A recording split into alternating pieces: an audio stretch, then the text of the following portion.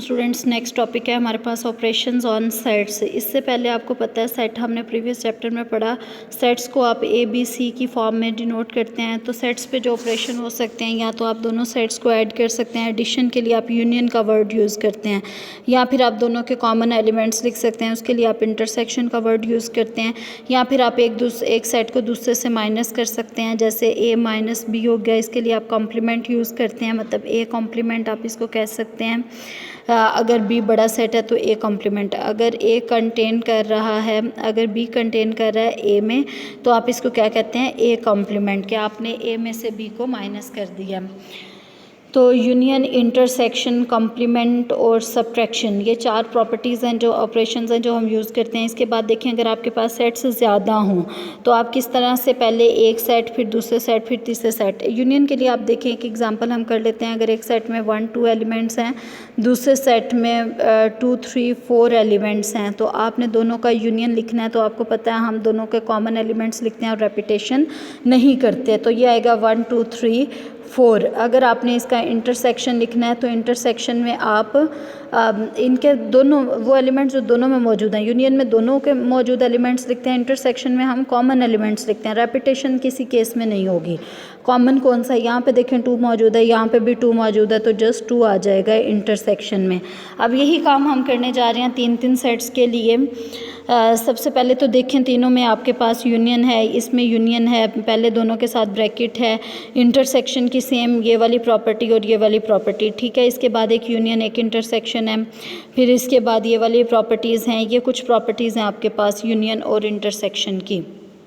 Okay, next देखें आप, जिस तरह से आपने नंबर्स की प्रॉपर्टीज़ पढ़ी, कौन कौन सी प्रॉपर्टीज़ पढ़ी, कम्यूटेटिव प्रॉपर्टी पढ़ी आपने, एसोसिएटिव प्रॉपर्टी पढ़ी आपने, डिस्ट्रीब्यूटिव लॉज पढ़े।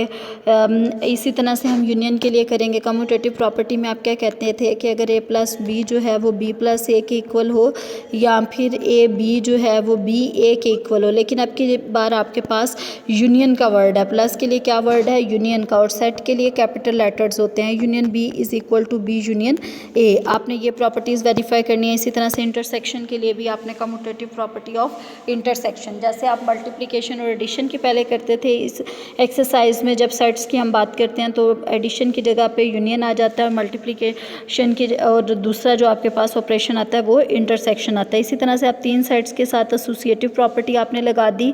अगर लास्ट दोनों के साथ ब्रैकेट हो और फर्स्ट दोनों के साथ पहले ब्रैकेट कन्फर्म कर लें तो सेम रह जाता है। लास्ट 2 के साथ आपने इंटरसेक्शन प्रॉपर्टी लगा दी।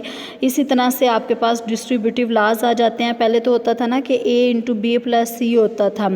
अब के बार आपके पास यूनियन और इंटरसेक्शन मौजूद है। बाहर यूनियन है, अंदर इंटरसेक्शन है। जो बाहर मौजूद होगा उसके अपोजिट अंदर मौजूद है। इसको आप लिख सकते हैं ए यूनियन, पहले बी आ जाएगा, फिर ए यूनियन सी आ जाएगा, और दरमियान में जो इनके दरमियान में सिंबल है वो आ जाएगा इंटरसेक्शन, ठीक है। इसी तरह से डी मॉर्गन लॉज आप यूज़ कर सकते हैं। डी मॉर्गन लॉ क्या होता है कि अगर A union B whole complement है तो आप इसको लिख सकते हैं ए कॉम्प्लीमेंट, जो साइन है वो चेंज हो जाएगा, इंटरसेक्शन बी कॉम्प्लीमेंट। इसी तरह से इंटरसेक्शन बी होल कॉम्प्लीमेंट है तो आप इसको लिख सकते हैं A complement union B complement.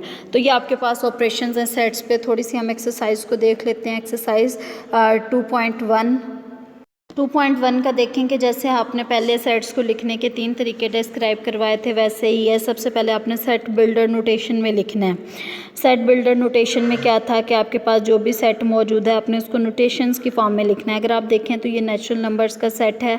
कहाँ तक है, मैक्सिमम 1000 तक है, तो हमने कह दिया इसमें वो तमाम एक्स आएंगे जो नेचुरल नंबर से बिलोंग करेंगे। ये वाला जो होता है ना, ये एंड के लिए होता है, ये वाला जो होता है ये और के लिए सिंबल होता है। Such that X is less than equal to 1000। इसी तरह से बाकी भी आपने लिख लिए। अब देखें जिस सेट में प्लस माइनस दोनों आ रहा है आपको पता है वो इंटीजर्स का सेट होता है, तो आपने कह दिया कि X such that X belongs to G and X किसके इन बिटवीन है, माइनस भी है और प्लस भी है, मतलब छोटे वाले नंबर से बड़े वाले नंबर्स के इन बिटवीन है।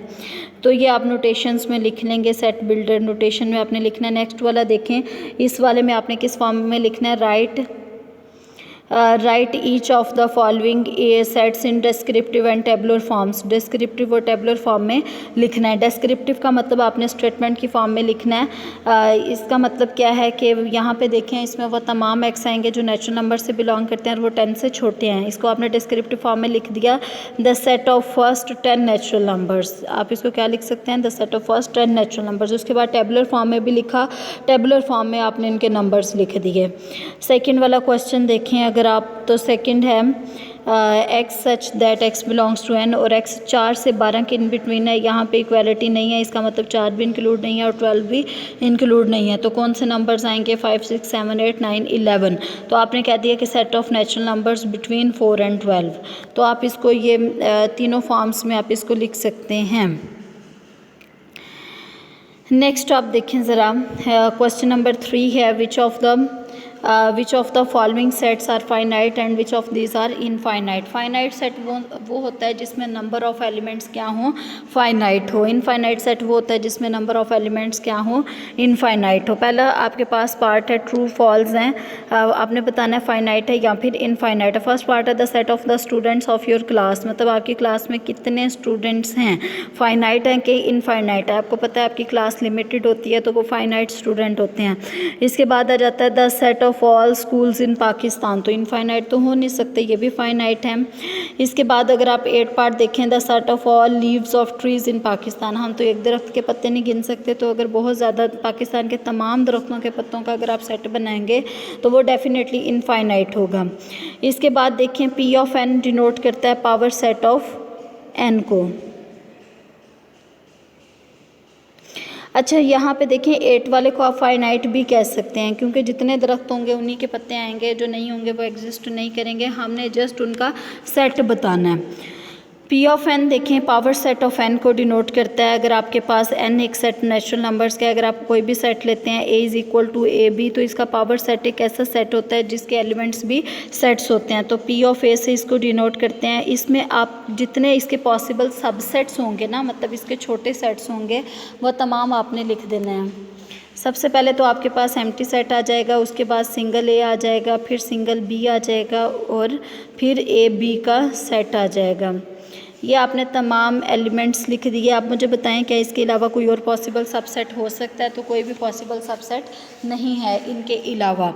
तो आप देखें अगर सेट फाइनाइट है तो उसका पावर सेट क्या है, फाइनाइट है। लेकिन अगर आप नेचुरल नंबर्स को देखें तो वो सेट फाइनाइट नहीं होता, तो उसका पावर सेट भी क्या होता है, इनफाइनाइट। उसके इनफाइनाइट सबसेट्स होते हैं। अगर 3 एलिमेंट्स हैं तो उसके सबसेट्स फाइनाइट होते हैं, 2 पावर 3 होते हैं। तो इसलिए ये power set of A B C जो होता है वो क्या हो गया, फाइनाइट हो गया।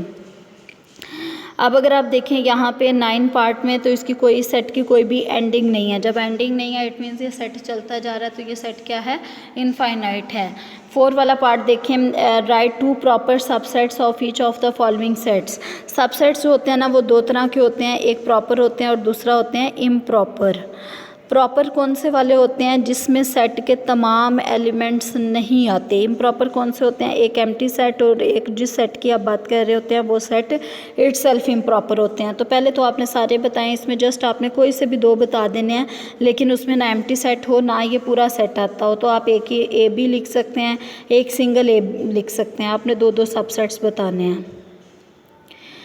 नेक्स्ट क्वेश्चन है, क्या कोई ऐसा सेट एग्जिस्ट करता है जिसका कोई भी प्रॉपर सबसेट ना हो। आपको पता है एम्प्टी सेट एक ऐसा सेट होता है जिसका कोई भी प्रॉपर सबसेट नहीं होता है। इस तरह से नेक्स्ट भी एलिमेंट वाले रिलेशंस हैं। आप देखें ज़रा 1 2 को आप 2 1 लिख सकते हैं, यस आप लिख सकते हैं, क्योंकि सेट में जो है वो एलिमेंट्स का ऑर्डर मैटर नहीं करता। आप देखें एम्प्टी सेट इसका सबसेट होता है, यस ये ट्रू है। आप देखें क्या सिंगलटन है इसका सबसेट है, तो यस ये ट्रू है। अब क्या सिंगलटन है इससे बिलोंग करता है, तो बिलोंग तो नहीं हम कह सकते, ये बिलोंग तो करता है, लेकिन ये सिंगल अगर आप एलिमेंट की बात करें तो इसमें वो नहीं है, इसमें जस्ट एक सेट मौजूद है। तो ये आपने कुछ इस तरह के रिलेशंस हैं। नेक्स्ट भी सबसेट के रिलेशंस हैं। नेक्स्ट है what is the number of elements of the power set of each of the following sets. तो अभी मैंने आपको बताया कि जितने उसमें एलिमेंट्स होते हैं 2 की पावर आप n लिख देते हैं। इसमें n क्या है, ऑर्डर ऑफ सेट A है जिसका आपने पावर सेट निकालना है, ये पावर सेट ऑफ है। इसमें एलिमेंट्स कितने होते हैं, 2 पावर n होते हैं। इसमें देखें अगर आप 2 एलिमेंट्स हैं तो 2 की पावर 2 4 हो गया, तो इसमें इसके पावर सेट में 4 एलिमेंट्स होंगे। 9 क्वेश्चन देखें, write down the power set of each of the following sets. इनके अपने पावर सेट्स बता देने हैं, मतलब तमाम पॉसिबल सबसेट्स आपने बता देने हैं। नेक्स्ट आ जाता है आपके पास इक्विवेलेंट और इक्वल सेट्स। इक्वल सेट्स जो है ना वो ऐसे सेट्स होते हैं जिनका ऑर्डर भी सेम हो और एलिमेंट्स भी सेम हो। Same elements and